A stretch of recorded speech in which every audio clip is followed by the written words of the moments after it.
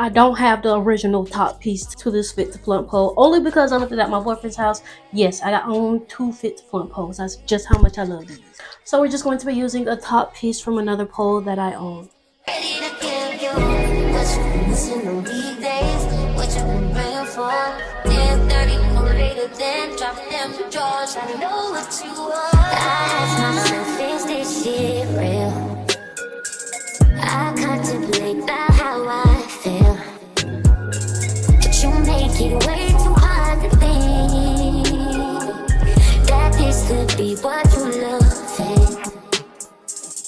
It took a lot of hard shit just to learn how not to break down and stop it. No matter what I've seen in the past, I want that it impact that we grow now, baby. I can't let it slip away, drift away, can go to waste, go to waste. I say it straight, straight to your face, won't contemplate, you got to play that, babe. If you are interested in getting a Fit to Flaunt pole, head on over to the link in my bio and purchase one today.